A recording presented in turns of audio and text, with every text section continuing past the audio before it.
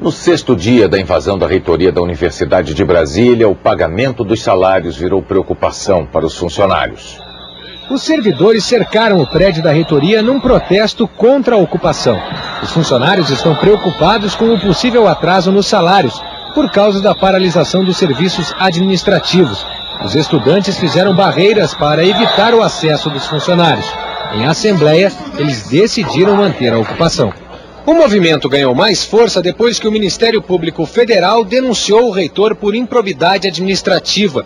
Para os procuradores, ao contrário do que declarou, Timothy Mulholland participou diretamente da negociação para a compra de objetos para a decoração do apartamento que ele ocupava. Um gasto de R$470 mil, dinheiro que saiu da Finatec, uma fundação de pesquisa ligada ao UNB.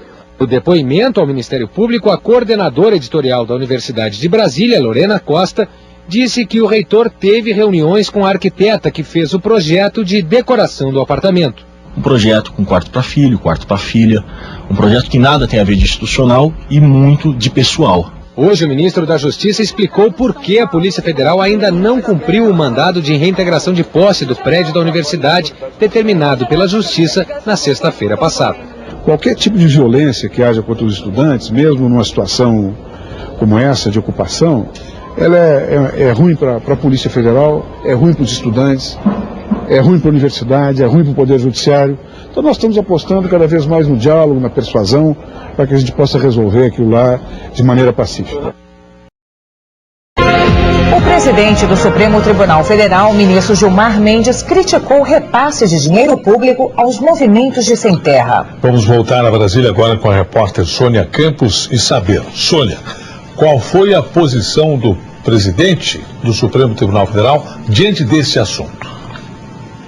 Nascimento, Gilmar Mendes foi direto. Disse que é ilegal financiar entidades que cometem atos ilegais. Foi uma acusação às recentes invasões de terra e às acusações de assassinato de funcionários de uma fazenda invadida em Pernambuco. O ministro cobrou uma investigação do Ministério Público.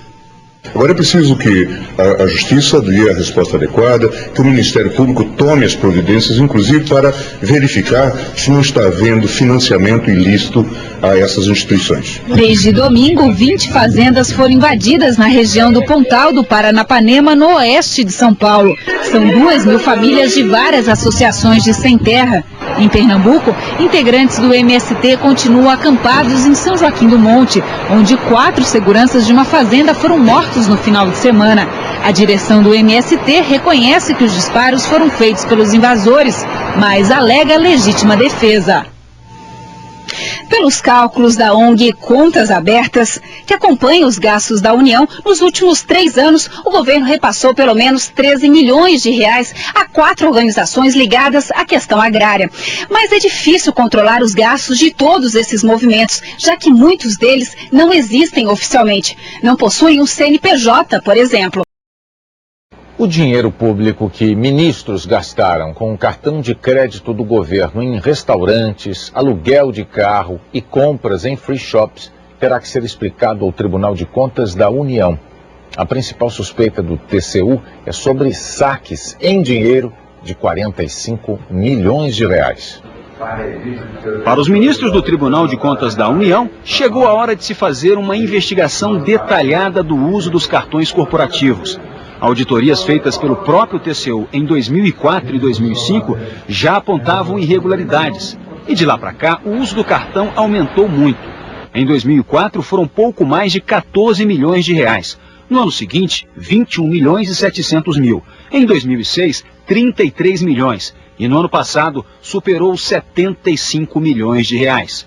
O Tribunal de Contas da União considera o cartão corporativo uma boa alternativa para controlar como se gasta o dinheiro público. O pagamento é registrado na hora, o que facilita a fiscalização. Mas o TCU quer investigar os abusos cometidos, principalmente com os saques excessivos em dinheiro vivo. No ano passado foram 45 milhões de reais.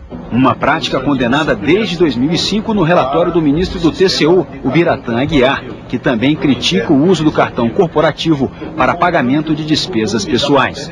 não se pode admitir despesas que sejam feitas em caráter estritamente pessoal, fugindo aos ditames das normas sobre o assunto. A Controladoria Geral da União está investigando denúncias contra a ministra da Igualdade Racial, Matilde Ribeiro. No ano passado, ela gastou R$171 mil no cartão corporativo, inclusive em compras numa loja livre de impostos. Ela disse que a compra foi um erro e devolveu o dinheiro. Em janeiro, a ministra já contabilizou gastos de R$14 mil, concentrados em aluguel de carros. O ministro da Pesca, Altamir Gregolin, também teve que dar explicações sobre o uso do cartão corporativo.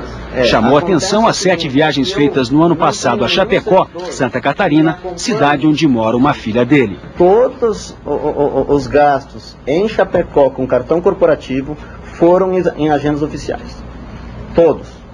O ministro do Esporte, Orlando Silva, também teve que devolver R$8 gastos numa tapiocaria de Brasília. Ele disse que se enganou ao usar o cartão corporativo. A quebra de uma cooperativa habitacional em São Paulo levou 3 mil famílias ao prejuízo e ao desespero. Elas pagaram por apartamentos que nunca saíram do chão.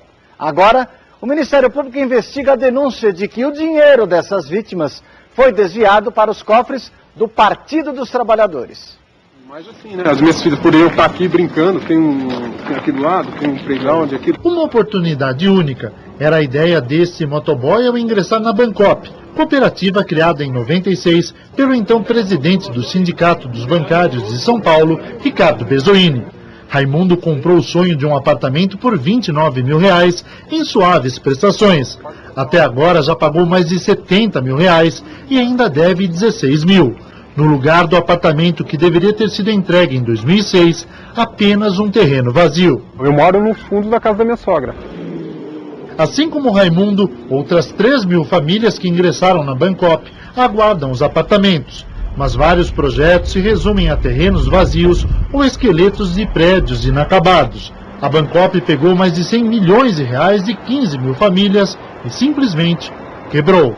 Mas para onde teriam ido os milhões de reais dos cooperados da Bancop? Uma investigação do Ministério Público demonstra que o destino do dinheiro era os cofres do Partido dos Trabalhadores.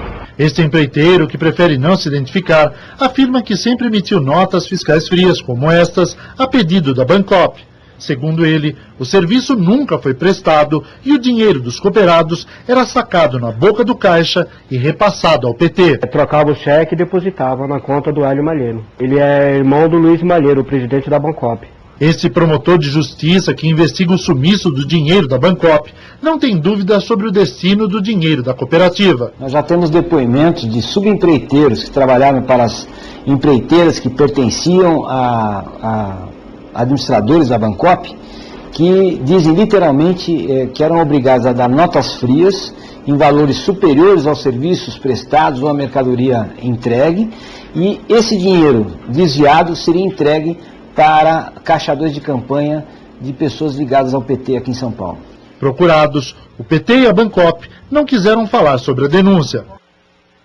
E hoje às 7h20 da noite, no Jornal da Band, você vai ver documentos investigados pelo Ministério Público que mostram como o dinheiro dos mutuários da Bancop foi parar em 2 campanhas do PT, a da Presidência da República em 2002 e da Prefeitura de São Paulo em 2004.